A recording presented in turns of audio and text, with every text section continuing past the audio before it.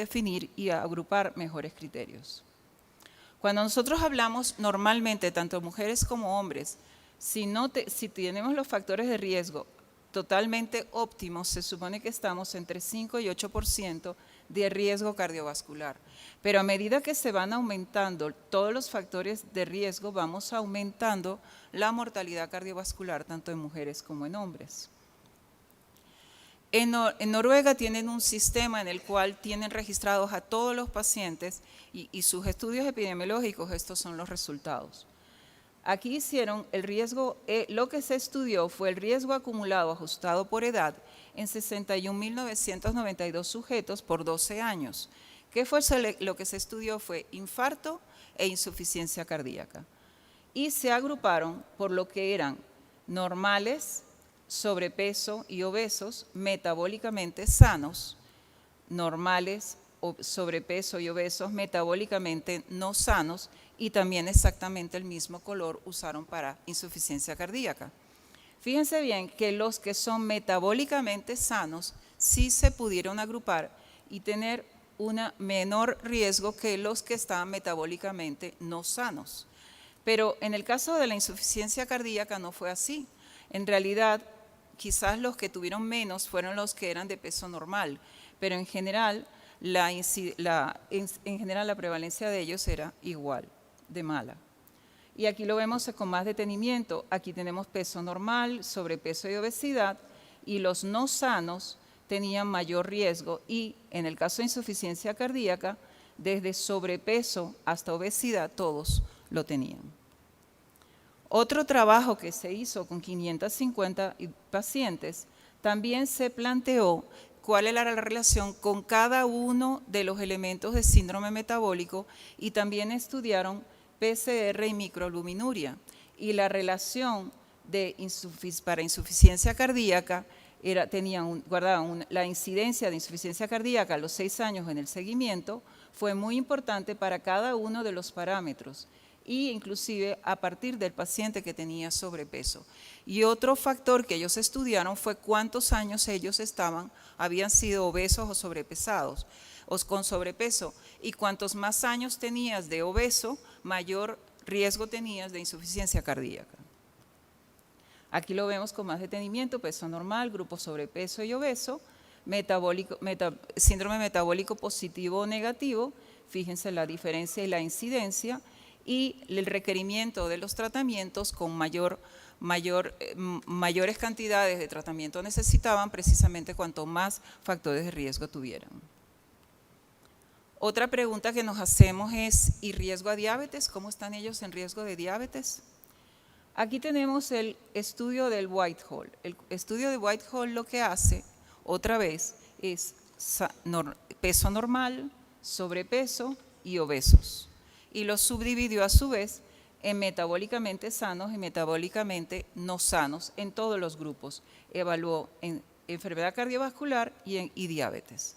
Y la conclusión fue que para diabetes el fenotipo de obesidad metabólicamente sana está asociado con un bajo riesgo a diabetes.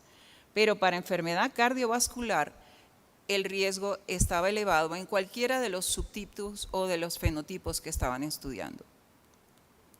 Aquí lo vemos con la curva de sobrevida según el índice de masa corporal y vemos también los metabólicamente sanos y no sanos y fíjense cómo se van agrupando cuando hablamos de eventos cardiovasculares y riesgo para diabetes. Y la curva aquí realmente es cuanto más tengas de elementos de síndrome metabólico, pues y más metabólicamente no sanos estés, más riesgos vas a tener. Y este está en contra prácticamente con el anterior, porque recientemente del 2014 lo que hicieron fue un metaanálisis. Aquí tenemos los obesos metabólicamente sanos y cuántos diabéticos se hicieron y los no sanos. Obviamente, como vemos, mucho mayor fue en los no sanos, pero también hubo en los que metabólicamente estaban sanos. Ahora bien, ¿cuál es la diferencia entre ellos? ¿Cómo podemos establecer y cómo los podemos identificar? Y se habla de los factores inflamatorios, independientemente de primero establecer los factores de riesgo cardiometabólicos por los criterios de síndrome metabólico. Pero primero, ¿cuáles son entonces los factores inflamatorios involucrados? Y aquí tenemos el estudio de corte de la ciudad de Mitchell, donde hace un estudio de 2.047 participantes entre 45 y 74 años en Irlanda. Y el objetivo era evaluar si había diferencia entre las citoquinas proinflamatorias, adipoquinas, proteínas de fase aguda, factores de coagulación y contagio blanco en las poblaciones divididas a su vez ya por los criterios anteriores en obesos metabólicamente sanos y no sanos.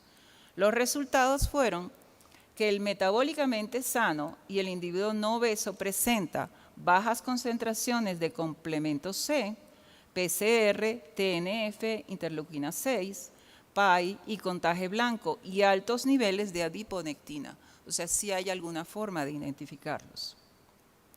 Este es un trabajo que generosamente me lo prestó el doctor González y el doctor Galileo, donde vemos la interleuquina 12, vemos en peso normal y cómo va cambiando a medida de sobrepeso y obesidad. Otro trabajo del mismo grupo donde vemos la interleuquina 10, donde el peso normal, cómo va variando con obesidad y cuando hay comorbilidades asociadas. Y este otro trabajo lo que vuelve a dividir entre no obesos, obesos metabólicamente sanos y no sanos. Aquí miden interleuquina 6, factor de necrosis tumoral alfa, y vemos que a medida que vamos, si estamos obesos o obesos sanos y no sanos, como poco a poco van aumentando. Y la PCR en el grupo de ellos, los metabólicamente sanos y no obesos estaban similares, pero mucho más elevado en el metabólicamente no sano. Y las interleuquinas todas estaban alteradas en el metabólicamente no sano. Otro de los exámenes que también eventualmente uno pueda indicar cuando es necesario es la medición de calcio coronario. Y vemos que a medida, no es lo mismo hacer en un individuo con una curva de tolerancia totalmente normal a la que tenga prediabetes, diabetes ya diagnosticada. A medida que vamos aumentando o pasándonos dentro de esa disglicemia, el calcio coronario va a estar aumentado. El hígado graso hasta ahora se hablaba simplemente como si fuera una comorbilidad más del cuadro. Sin embargo, hoy presta cada vez en los últimos 8 o 10 años mayor importancia y mayor relevancia. Este es un grupo que es el grupo de Fabrini y Klein, que han trabajado mucho y les voy a presentar varios trabajos. Entonces, el hígado graso está asociado con insulinoresistencia y diabetes, y el progresivo aumento del contenido de triglicéridos intrahepáticos está asociado a un deterioro de la acción de la insulina a nivel de los tejidos. Por lo tanto, se propone y se dice que debe de ser considerado como parte del sistema multiórgano que gana cada vez mayor perturbación para la sensibilidad de la insulina. Este es un trabajo, y les voy a presentar varios.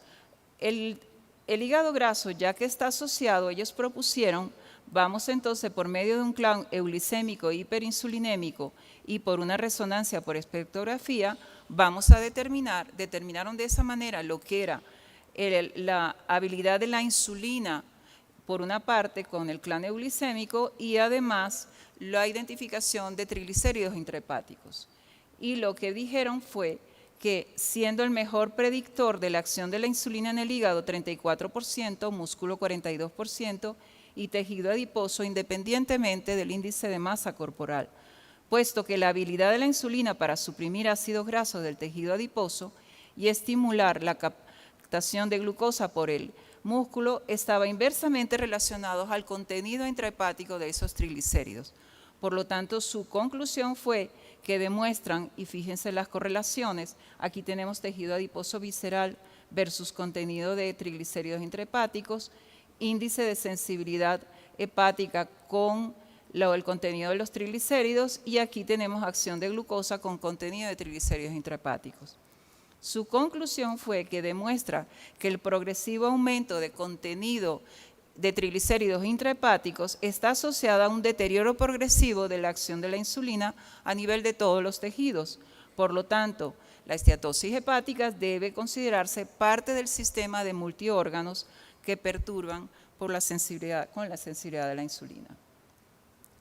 Ellos hicieron, por ejemplo, un trabajo en el cual obesos clase 1 y clase 3, fíjense los índices de masa corporal 31 y 41, llamaban la atención porque ambos grupos, no importaba el peso, sí tenían mayor grasa visceral y mayor grasa corporal, obviamente, pero todos los parámetros metabólicos estaban aparentemente normales.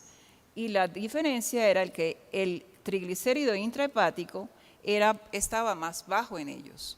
Y lo que ellos proponen es que ese triglicérido intrahepático es un marcador de función metabólica del obeso y demuestra que el aumento de índice de masa corporal y grasa corporal per se no es suficiente y no necesariamente explica todas las complicaciones metabólicas.